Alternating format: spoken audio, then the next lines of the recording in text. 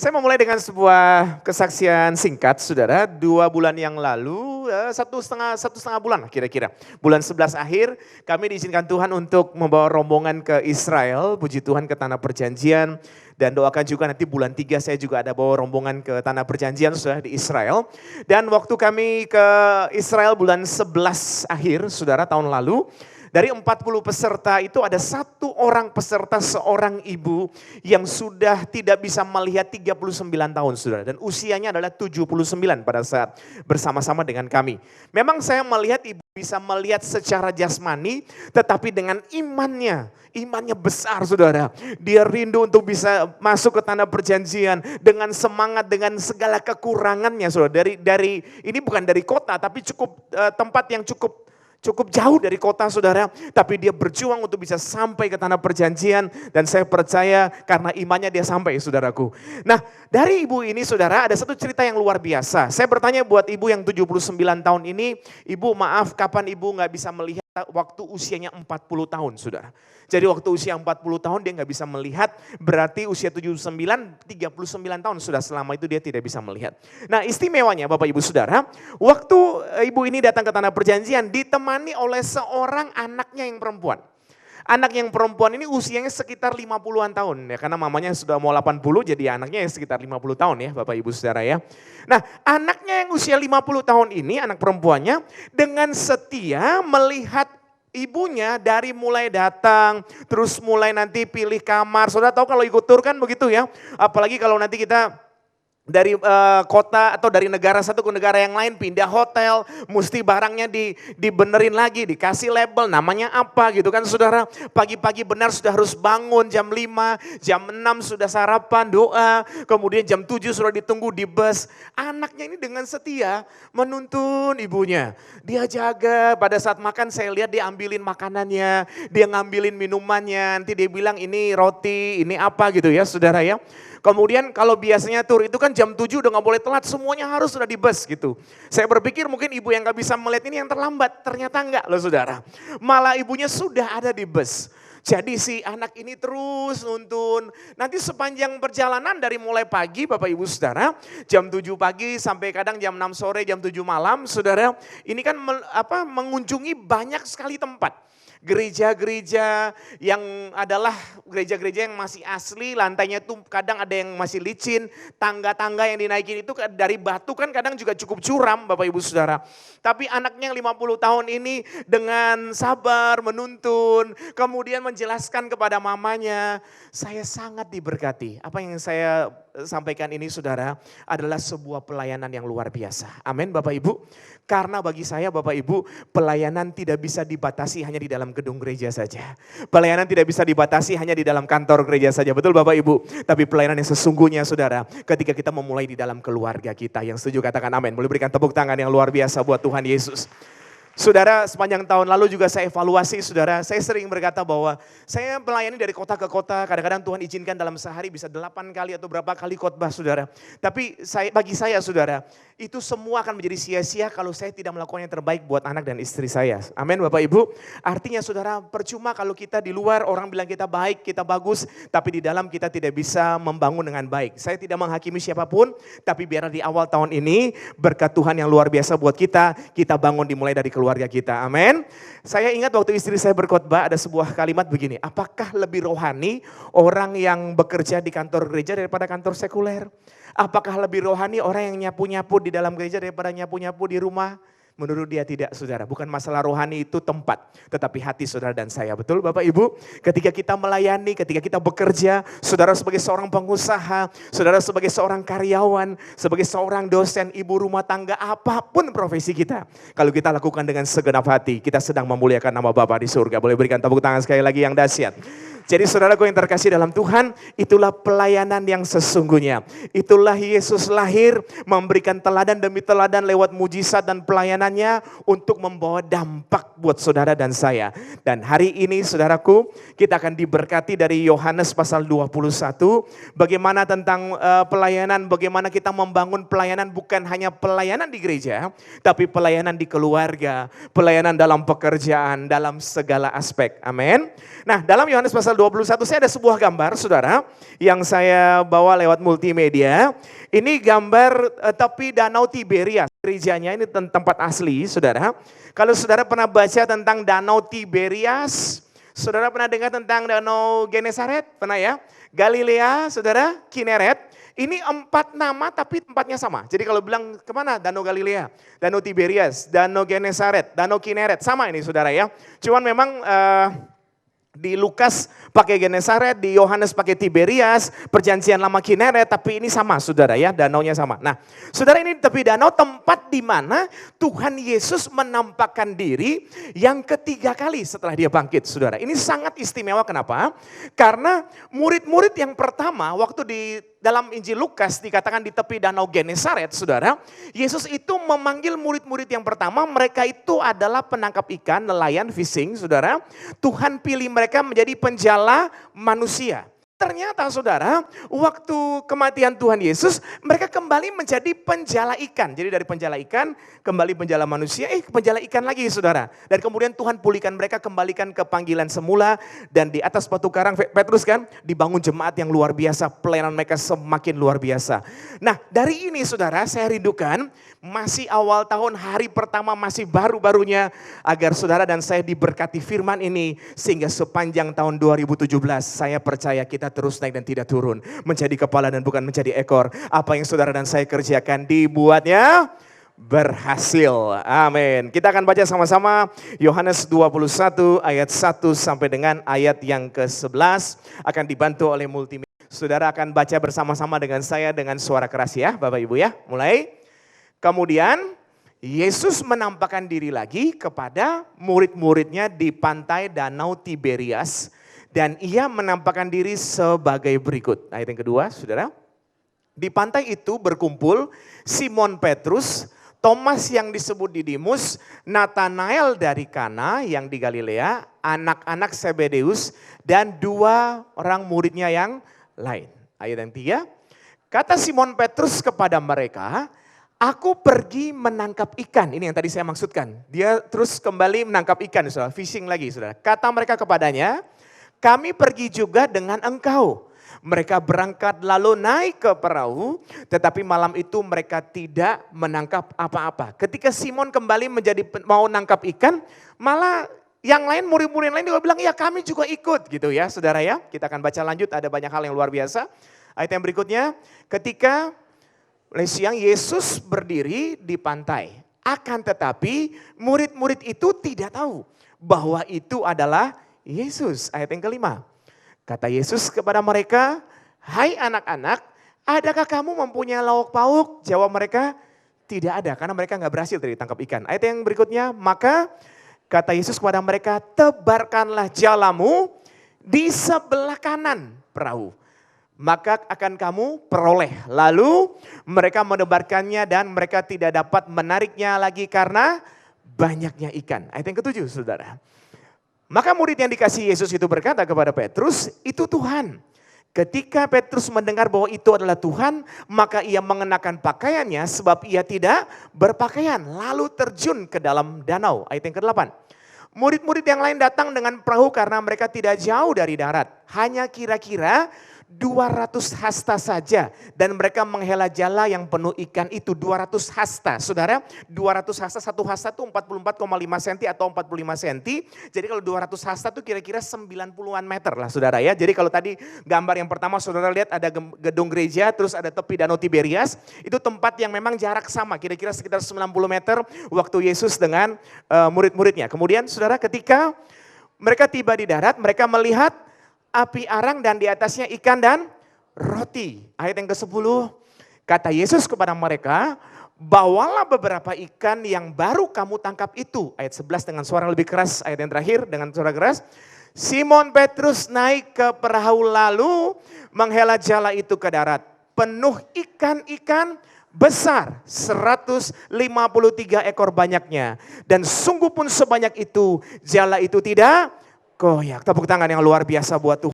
Saya berdoa sepanjang tahun 2017, saudara dapat ikan-ikan yang besar apa? Berkat-berkat yang besar atas saudara. Dan sekalipun sebesar itu, jala tidak koyak. Sekalipun saudara mendapat berkat yang besar, saudara dan saya tetap setia. Amin.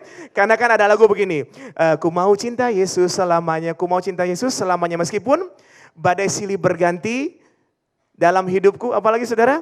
Ku tetap cinta Yesus kan? Tapi saya juga mau bilang, walaupun berkat silih berganti, saudara tetap cinta Yesus. Itu tetap ingat ya, saudara. Nah, yang terakhir tadi kita baca berapa jumlah ikan yang ditangkap, saudara? Kurang keras, berapa saudara? 153. Saudara yang terkasih dalam Tuhan, kira-kira kalau kita sebagai manusia suka nggak ganjil-ganjil? Biasanya kita kalau beli ikan berapa saudara? Atau beli jumlahnya pas-pas nggak saudara? Kalau saudara bayar juga kan biasanya kalau bisa beli 100 gitu kan saudara ya. Saya ada bawa contoh misalnya gini. Kan gak mungkin kita bayar, saya mau beli 152 terus 3, 153. Jarang gak saudara? Jarang kan? Orang gak pakai gini, ini karena tahun baru jadi kita perkenalkan juga uang Indonesia baru, Indonesia yang luar biasa. Berikan tepuk tangan dulu yang luar biasa. Tempat saudara dan saya diberkati, ya kan saudara? Sekali-sekali saudara, saya juga cari ini susah. Puji Tuhan ada sahabat dari Surabaya yang bawain. Nah saudara, makanya saya pikir bagus juga untuk kita perkenalkan kan. Jadi uang Indonesia juga sekarang baru saudara. Negara kita negara maju yang luar biasa ya saudara ya. Nah saudara, 153 mungkin angka yang menurut kita gak lazim gitu loh. Kalau kita beli kemana-mana kan 100 aja deh atau 150 gitu ya saudara ya. Tetapi setiap kalimat atau setiap angka yang ada dalam firman Tuhan pasti ada makna, ada arti yang luar biasa. 153 saudara, ini dalam bahasa Ibrani adalah Ani Elohim atau Ani Elohim Israel saudara. Yang berarti akulah Tuhan Israel. Jadi waktu Tuhan menyuruh mereka tangkap, sebelumnya mereka berhasil nggak saudara? Tidak berhasil. Simon ini turun nangkap ikan, juga ajak yang lain-lain sudah ikut tangkap ikan, tidak berhasil. Tapi waktu Yesus minta mereka untuk tangkap, mereka tangkap ikan yang besar. Betul Bapak Ibu Saudara? Dan jumlahnya adalah 153. Dan dalam jumlah 153 ini ada dua hal yang luar biasa. Yang pertama adalah Tuhan mau bilang ini loh aku, inilah aku Tuhan. Betul Bapak Ibu Saudara, mau kasih tahu buat mereka. Dan yang kedua adalah saudara, Tuhan mau bilang, tadinya engkau tangkap tidak berhasil. Meskipun engkau adalah seorang penjala ikan yang punya kemampuan dan mahir, betul?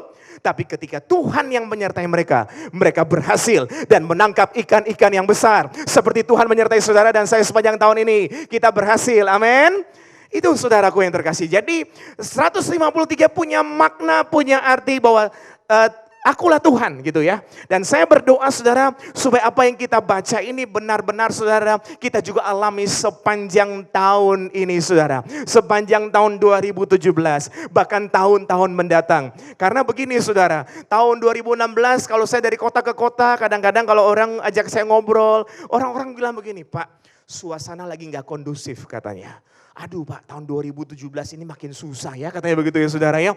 Ada yang pengusaha bilang harga-harga mulai naik, bahan baku naik, dolar juga belum tentu ya, kadang naik dan lain sebagainya. Saya selalu bilang buat mereka, semua boleh naik, tapi saya berdoa satu tetap turun, berkat Tuhan tetap turun buat saudara, amin.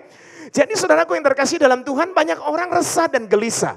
Tapi saya percaya saudara dan saya yang sungguh-sungguh mengasihi Tuhan dan percaya bahwa Tuhan sudah lahir dalam kehidupan saudara dan saya dalam keluarga, kita percaya bahwa semakin hari semakin baik. Betul? Kok diam semua? Semakin hari semakin baik. Semakin hari semakin baik. Tepuk tangan yang luar biasa buat Tuhan Yesus. Ini iman saudara.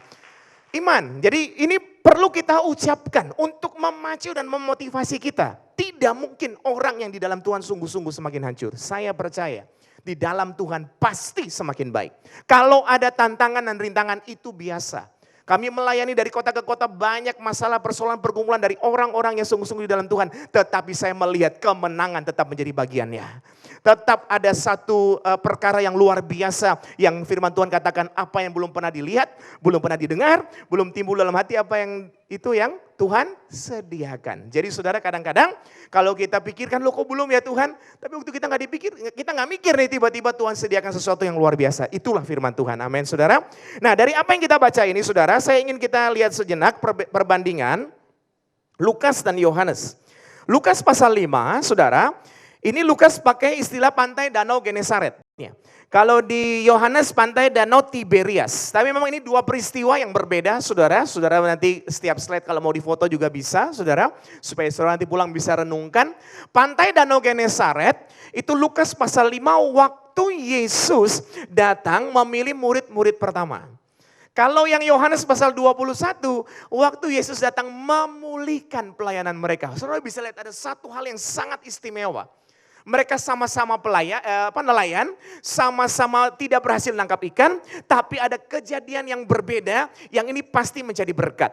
Saya tidak ajak baca seluruh, hanya ayat 10 saja, Lukas pasal 5 ayat yang ke-10. Kita akan baca sama-sama.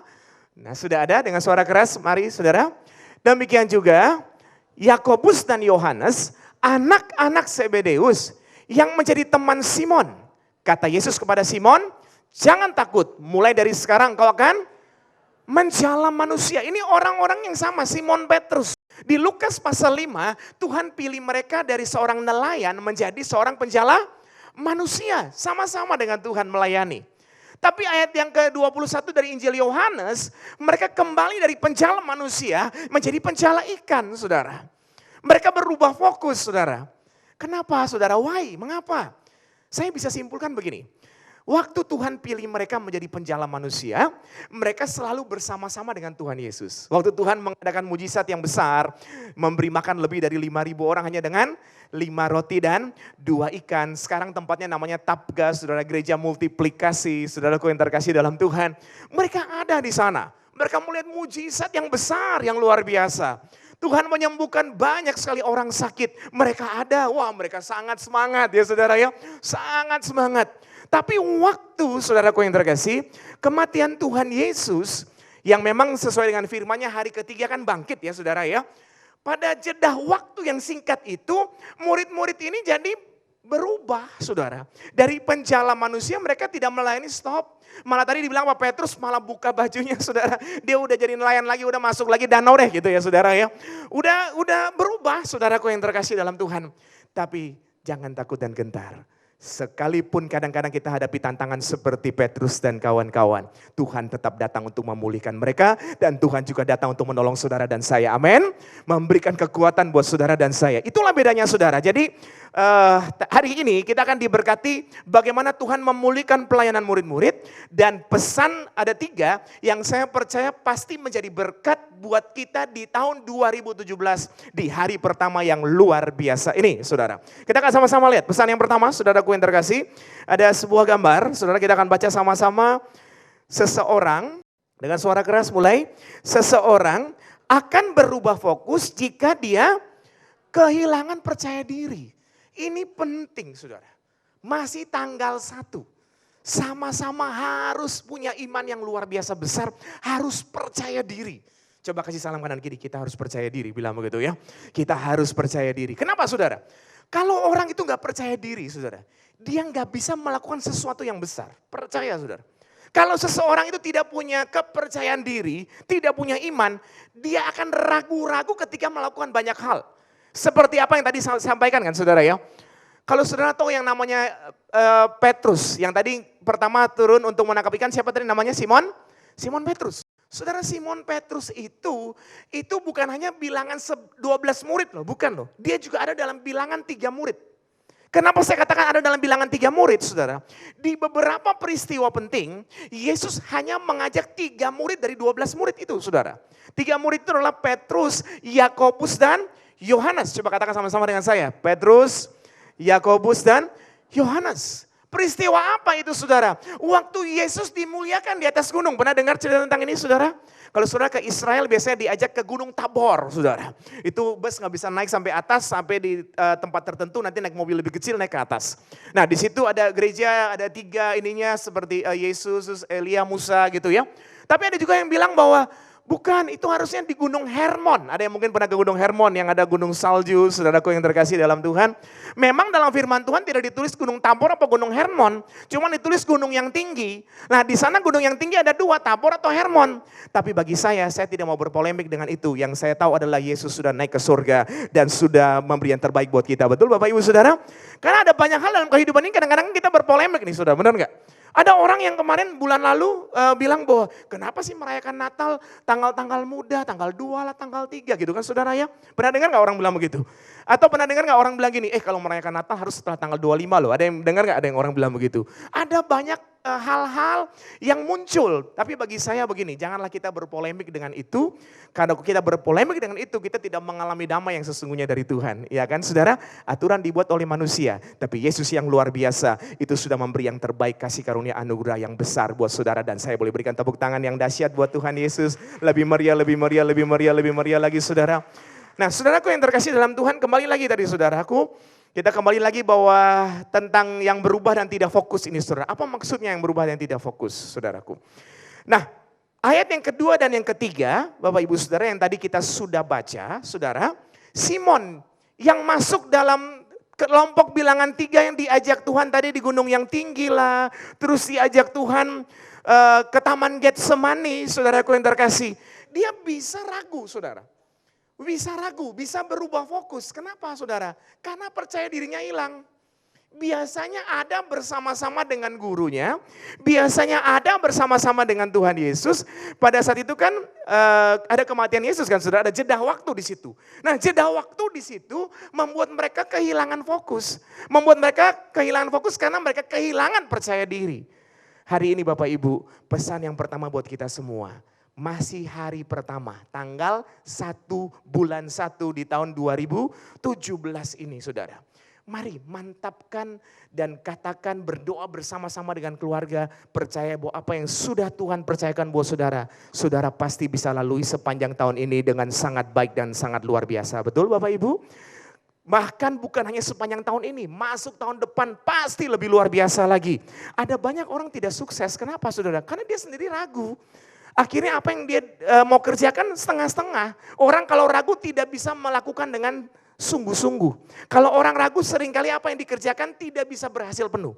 Tapi hari ini saya percaya kalau Tuhan juga sudah memulihkan apa yang murid-murid ragukan tadi. Maka Tuhan Yesus yang sama juga pasti menyertai saudara dan saya untuk bahwa kita semakin luar biasa, semakin hebat. Amin. Itu pesan yang pertama. Sekarang kita lihat pesan yang kedua saudara. Pesan yang kedua sangat menarik sekali saudara. Ada satu kalimat kekakuan. Saudara kita akan baca sama-sama. Baik dengan suara keras mulai. Kekakuan akan membuat seseorang tidak dapat melihat peluang. Saudara ini masih awal tahun. Kita renungkan sama-sama sepanjang 2016. Mungkin ada banyak hal yang kita lalui. Kita terlalu kaku. Sampai kita nggak bisa melihat ada planning atau ada peluang yang luar biasa yang Tuhan sudah siapkan. Nah saya sebelum lanjut cerita tentang kekakuan saya ingin aja kita baca ulang. Yohanes pasal 21 ayat 5 dan ayat yang ke-6. Yohanes pasal 21 ayat 5 dan ayat yang ke-6. Mari sama-sama saudara dengan suara yang keras mulai. Kata Yesus kepada mereka, hai anak-anak, adakah kamu mempunyai lauk pauk? Jawab mereka, tidak ada. Ayat yang ke-6. Maka kata Yesus kepada mereka, tebarkanlah jalamu di sebelah kanan perahu, maka akan kamu peroleh. Lalu mereka menebarkannya dan mereka tidak dapat menariknya lagi karena banyaknya ikan. Saudara, sebelum saya lanjut dalam pesan yang kedua saudara. Tadi Yesus bilang tebarkan, sekarang coba kita renungkan sama-sama. Memangnya Tuhan tidak bisa langsung siapkan ikan dalam perahu, bisa nggak saudara? Bisa ya, kenapa kok Tuhan suruh tebarkan jala? Kalau kita baca Lukas pasal 5 saudara sama. Sepanjang malam Simon bekerja keras tidak berhasil dapat apa-apa. Terus kemudian Yesus naik ke dalam salah satu perahu. Minta mereka bertolak ke tempat yang dalam. Kemudian Tuhan bilang tebarkan jala. Kalau saya pikir lagi harusnya gak usah tebarkan jala. Tuhan bisa langsung isi kok ikan dalam perahu. Benar gak Bapak Ibu Saudara? Masih ingat tanda mujizat yang pertama Tuhan lakukan di Kana. Di sebuah pesta perkawinan. Pada saat itu anggur habis saudara. Waktu anggur habis Tuhan perintahkan kepada para pelayan-pelayan untuk mengisi tempayan dengan air, saudara. Kalau kita renungkan sama-sama kira-kira nih, saudara. Tempayan-tempayan yang kosong bisa nggak Tuhan langsung isi dengan anggur? Bisa, saudara? Bisa. Karena Tuhan Maha Kuasa. Amin. Kenapa harus diisi dulu dengan air? Pesannya buat saudara dan saya. Sebagai anak-anak Tuhan yang sudah terima anugerah Tuhan. Sepanjang tahun 2017 Tuhan mau kita menjadi orang yang rajin. Amin. Boleh katakan sama-sama dengan saya rajin. Lebih keras lagi rajin. Tepuk tangan yang luar biasa buat Tuhan Yesus. Kenapa saudara? Kalau semuanya mujizat tanpa ada yang rajin nanti dipikir gini, Tuhan tolong non Tuhan, ayo Tuhan dalam nama Yesus tiba-tiba piring ada makanan. Nggak mungkin begitu ya saudara ya. Tuhan mau kita ini saudara dan saya menjadi anak-anaknya yang rajin saudara. Dan saya percaya saudara pasti rajin. Kenapa saya bilang begitu? Ini hari pertama saudara tadi malam mungkin sampai tengah malam ngikut siaran TV atau mungkin ada acara-acara. Tapi hari ini tanggal 1 tetap kita ibadah luar biasa ya. Amin Bapak Ibu. Rajin. Jadi Tuhan itu bukan tidak bisa langsung menyediakan, dia sangat bisa, dia sangat mampu. Karena Tuhan maha kuasa, betul Bapak Ibu. Tapi Tuhan sering kali kalau kita baca dalam firman Tuhan, Tuhan selalu menyuruh orang-orang ngisi air dulu, tebarkan jala. Setelah mereka melakukan bagian mereka, Tuhan menyertai mereka. Sehingga apa yang mereka kerjakan dibuatnya berhasil. Betul Bapak Ibu? Jadi kalau kadang-kadang kita lakukan, kita bilang Tuhan aku ini gak mampu Tuhan. Tetap kerjakan aja bagianmu. Memang saudara dan saya tidak mampu. Tapi ketika kita bekerja dengan rajin, Tuhan yang memampukan saudara dan saya untuk mendapatkan sesuatu yang luar biasa. Ya kan Bapak Ibu? Ketika seseorang bilang, Tuhan gimana ya? Saya ada pelayanan di satu kota. Orang ini gak mau kerja. Dia jadi datang aja, dia minta tolong, dibantu. Lama-lama terus beberapa orang di gereja pikir, loh kok ini orang dibantu terus gitu kan. Terus ditanya gimana? Ini ada pekerjaan ini. Aduh jauh. Oh ya sudah, ini pekerjaan ini, aduh berat. Ih berat, jauh, jadi maunya bantu. Bukan masalah tidak mau bantu saudara. Tapi ini satu pesan buat kita semua. Lakukanlah bagianmu, mungkin berat, mungkin jauh. Tapi Tuhan akan kasih kemampuan buat engkau. Supaya meskipun jauh dan berat, tetap ada kemenangan yang luar biasa buat engkau. Amin, berikan tepuk tangan yang luar biasa buat Tuhan Yesus. Nah saudaraku yang terkasih, lanjut lagi tadi ke pesan yang kedua, kekakuan. Tadi Tuhan minta mereka tebarkan jala sebelah mana saudara? Kanan, saudara, kanan. Kenapa kok nggak sebelah kiri, nggak sebelah depan atau sebelah belakang, saudara? Kira-kira emang hanya ada ikan di sebelah kanan, saudara? Tuhan bisa mengadakan ikan nggak di sebelah kiri? Bisa. Tuhan bisa mengadakan ikan di mana saja ya, saudara ya, tergantung Tuhan mau. Kenapa harus sebelah kanan? Saya ada di tempat asli itu beberapa kali, saudara. Saya bertanya buat orang asli sana, saudara, yang memang dari kecil mereka sudah belajar tentang Yesus, saudara. Kalau 153 memang ada arti, 153 ekor. Ani Elohim Israel, ya saudara ya, aku adalah Tuhan atas Israel. Kemudian ikan-ikan yang besar ya mungkin ada makna, artinya Tuhan memberikan berkat yang besar buat kita semua. Kalau tidak koyak mungkin juga ada arti, tapi kalau kanan dan kiri secara teologi mungkin saja kalau dicari ya ada artinya. Tetapi mungkin kalau saya mau sampaikan hari ini buat saudara, bukan secara teologi masuk ke kanan atau kirinya, tetapi ini soal perspektif saudara. Soal kebiasaan juga, soal habit. Jadi murid-murid mungkin Yesus sangat mengenal yang namanya Simon saudara, sangat dekat dengan Yesus. Karena sama-sama selalu bersama-sama saudara. Nah Simon ini mungkin punya kebiasaan untuk menambahkan di sebelah kiri. Nah Tuhan mau rubah mindset mereka, point of view mereka untuk jangan kaku. Betul Bapak Ibu Saudara? Ayo lihat peluang, jangan melulu di kiri. Ada peluang juga di kanan, betul Bapak Ibu Saudara? Kalau kita kaku, kita nggak pernah bisa melihat peluang. Kalau kita kaku kemudian takut, murid-murid waktu kaku dan takut. Waktu Yesus berjalan di atas air, mereka bilang apa? Hantu bukan Tuhan, kenapa? Takut. Jadi hari ini saudara, memasuki tahun yang baru ini saudaraku yang terkasih di dalam Tuhan. Masih ada di awal tahun, kita jangan takut, jangan kaku, amin. Lebih fleksibel saudara, terima perubahan. Banyak orang kaku. Kalau saya melayani karena ada orang yang kaku bilang begini, Pak Pendeta, ini kok gereja sekarang penuh dengan lampu-lampu ya mati menyala. Saya bilang emang kenapa kan gak ada masalah, betul kan Bapak Ibu Saudara? Toh kita pakai juga untuk memuliakan nama Tuhan, benar Bapak Ibu?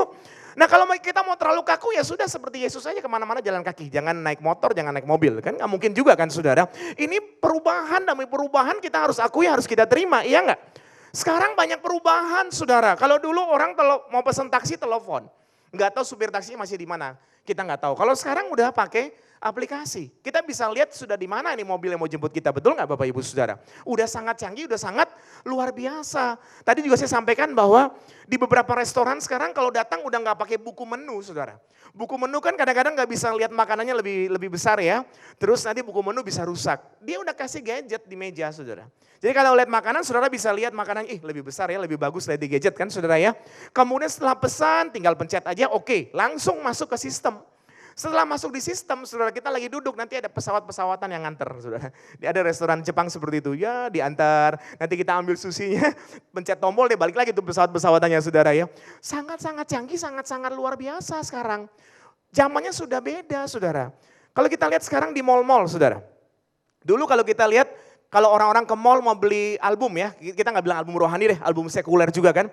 Disiapin, nanti ada headset, terus ada player yang bagus, terus orang denger. Yang ada apa saudara? Dengernya lama nggak beli-beli, saudara, terus pulang lagi. Makanya pada tutup tuh saudara. Kenapa Bapak Ibu saudara?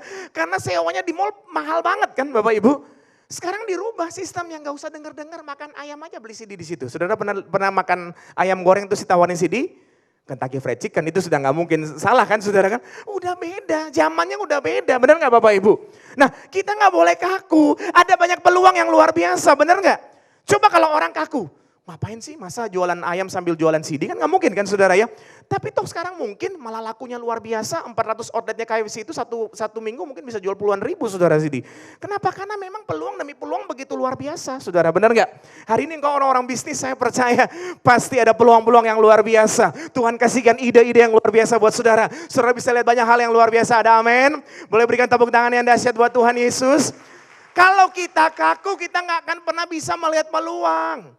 Kurang lebih 2000 tahun yang lalu di tempat yang namanya Yeriko, waktu Yesus masuk ke kota Yeriko, saudara, ada orang-orang banyak cuma nonton.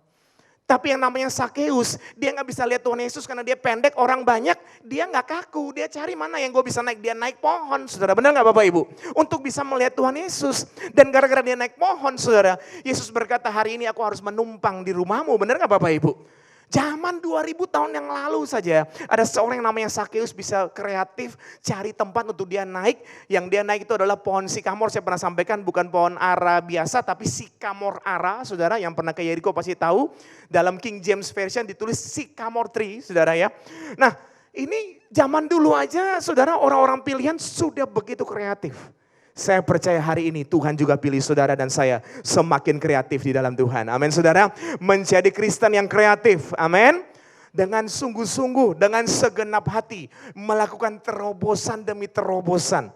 Melakukan banyak hal yang luar biasa. Dan saya percaya 2017 pasti sudah ada terobosan-terobosan baru yang Tuhan sudah siapkan buat saudara dan saya, betul? Kalau kita lihat aja perangkat secanggih ini saudara. Yang saudara punya, saya punya, ya rata-rata lah gadget lah, saya nggak bilang merek apapun ya saudara ya. Ini kalau tahun 70-an yang lahir sebelum tahun 70 pasti tahu saudara. Itu komputer saudara harus menempati satu ruangan ukuran 3 meter kali 3 meter kali 3 meter.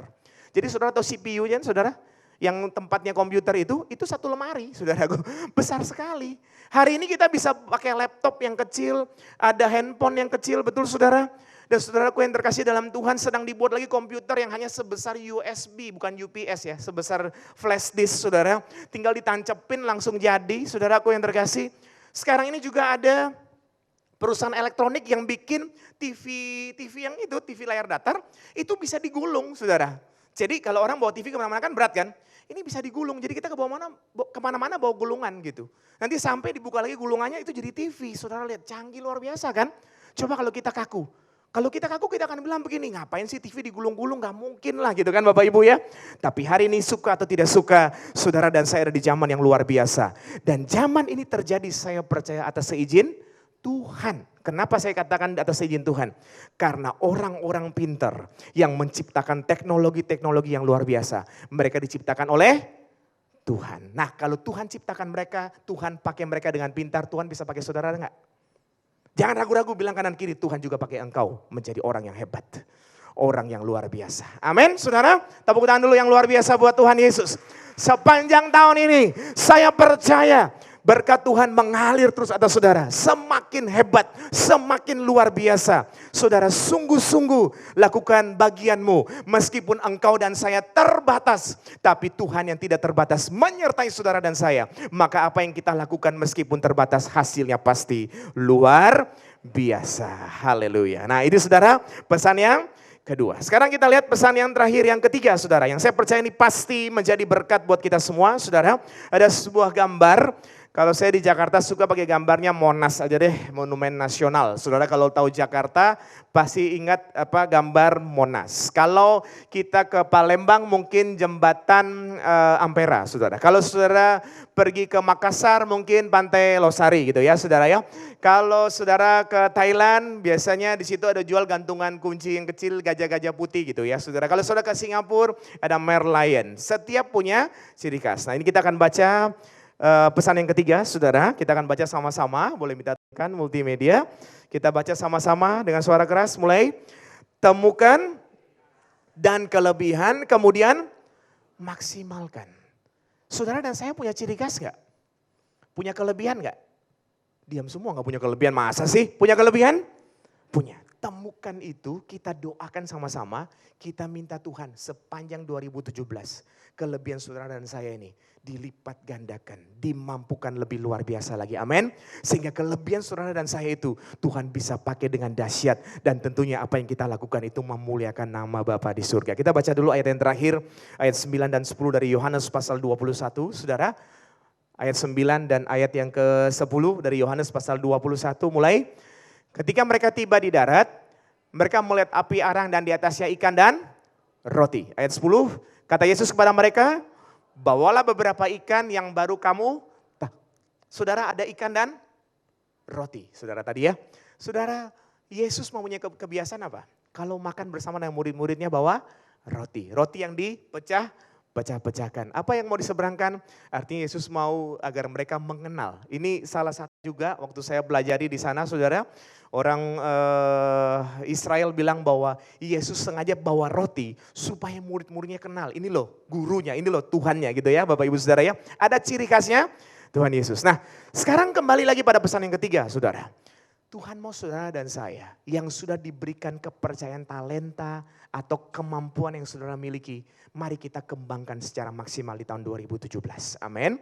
Saudara masih ingat Matius pasal 25 ada yang diberikan 5 talenta, 2 talenta dan 1 talenta. Yang 5 talenta hasilnya 5 lagi jadi 10. Yang 2 talenta hasilnya 2 lagi jadi 4. Yang 1 talenta tidak ada hasilnya, saudara. Saya berdoa saudara dan saya bukan orang yang punya 1 talenta yang tidak ada hasil. Tapi saudara dan saya punya kemampuan dan kemampuan itu kita doakan sama-sama. Supaya ini nanti berdampak luar biasa. Berdampak sepanjang tahun ini dengan luar biasa. Amin saudara. Kita doakan sama-sama. Saya bilang ini penting mengapa? Karena saya juga pernah renungkan begini saudara. Sekitar 10 tahun yang lalu waktu saya dan istri kami merintis sebuah pelayanan saudara. Merintis pelayanan pengembalaan. Susah cari orang, jadi akhirnya kami yang rangkap-rangkap. Dia worship leader, saya ya bisa worship leader. Saya mungkin bisa main gitar sambil worship leader, puji nama Tuhan, shalom, gitu-gitu ya saudara ya. Kemudian saya khotbah dan lain sebagainya. Tapi saya renungkan saudara, sekarang bukan zamannya kita mau semua-muanya. Nanti tidak maksimal. Temukan mana yang Tuhan mau pakai. Kalau Tuhan pakai sebagai apa? Doakan sungguh-sungguh supaya itu lebih luar biasa lagi menjadi berkat, menjadi dampak. Saya akan tutup dengan kesaksian, saya boleh minta izin anak saya Fixel boleh main piano. Nah anak saya yang pertama ini piano saudara, sekarang usianya 18 tahun. Dulu waktu usia 10 tahun saudaraku dia main piano, dia bisa gitar, bisa drum sedikit-sedikit, bass. Tapi saya bilang buat dia, semua bisa itu enggak oke, lebih baik kamu cari satu, atau piano. Pelajari itu dengan sungguh-sungguh. Minta Tuhan tambahkan kemampuan. Supaya lewat kamu bermain piano, nama Tuhan dipermuliakan. Supaya dengan kamu bermain piano, banyak orang diberkati. Itu saudara, saya pun demikian. Apa sih sekarang yang Tuhan pakai? Oh saya dipakai Tuhan untuk ngajar. Untuk ngajar, untuk menjadi seorang speaker. Saya berdoa Tuhan tambahkan, oh ternyata saya bukan ngajar di gereja aja. Kalau hari biasa saya bisa menjadi berkat lewat seminar-seminar untuk para leaders, managers dan director di berbagai perusahaan. Untuk sales and marketing. Jadi ini yang diminta, Tuhan tolong pertajam. Saudara apa kemampuan? Pasti punya. Saya nggak tahu tapi Tuhan pasti tahu dan saudara pasti tahu, amin. Doakan sama-sama, temukan itu. Dan maksimalkan itu. Karena saudaraku yang terkasih, contoh singkat. Kalau dia sudah bisa main piano, untuk maksimalkan piano lebih hebat, lebih gampang kan daripada suruh dia lagi, ayo coba cari alat musik yang baru. Akan lebih susah, betul Bapak Ibu Saudara? Hari ini apa? Tuhan percayakan saudara sebagai pengusaha, jadi pengusaha yang luar biasa di dalam Tuhan, amin. Kalau engkau sebagai seorang manajer, jadilah manajer yang luar biasa di dalam Tuhan, amin saudara. Kalau engkau menjadi seorang dosen, jadilah dosen yang luar biasa di dalam Tuhan. Kalau engkau menjadi seorang dokter, jadilah dokter yang luar biasa di dalam Tuhan, amin. Itu saudara pesan yang ketiga. Jadi yang pertama tadi, tetap percaya diri. Jangan engkau khawatir. Yang kedua saudara, jangan kaku, terimalah perubahan. Dan yang ketiga saudaraku yang terkasih di dalam Tuhan, temukan potensimu dan maksimalkan itu. Satu gambar terakhir saudara. Satu gambar terakhir, nanti anak saya akan tutup dengan satu pujian saudara. Dan maaf kami ada bawa beberapa album. Kalau saudara rindu untuk jadi berkat, karena penjualan album ini kami pakai untuk pelayanan kami. Kami melayani full time, saya istri dan anak-anak. Dan melalui penjualan album ini biasa mendukung pelayanan kami, ada di bawah. Terima kasih untuk saudara yang beberapa kali juga sudah mendukung. Satu gambar terakhir, sebuah gambar gedung tertinggi di dunia. Burj Khalifa saudara, ini gedung yang tertinggi di dunia saudara. Ada di Dubai saudara, di Dubai. Gedung ini tingginya 828 meter. 828 meter tingginya. Sudah tinggi banget, hampir 1 kilo ya. Jumlah lantainya ada 148 lantai. Saya lalu di Jakarta pernah ke Wisma 46, lantai 46 ya. Sudah ada yang lantai lebih barangkali ya. Ini 148 sudah, tinggi sekali. Nah saudaraku yang terkasih di dalam Tuhan, kalau orang mau datang ke sana walk in, gak beli lewat travel, dia harus bayar kira-kira 1,5 juta, kira-kira saudara 1,5 juta. Nah kalau dia udah bayar 1,5 juta, dia nanti masuk lewat Dubai Mall, terus naik lift ke lantai 124. Nanti dia boleh naik tangga ke 125, tapi belum sampai 148, belum. Hanya sampai 124. Nah terus kira-kira dari 1,5 juta dapat apa? Dapat makan, dapat 5 roti, dapat 2 ikan? Tidak, saudara nggak dapat apa-apa. Cuma naik sampai di atas lantai 124, lihat pemandangan, foto-foto. Yang paling banyak orang Indonesia, sama seperti saudara dan saya suka foto-foto kan saudara ya. Biar bayar foto-foto udah senang, turun lagi kan Bapak Ibu ya. Nah pikirnya kita mungkin sedikit orang, enggak saudara, banyak, ngantrinya panjang saudara.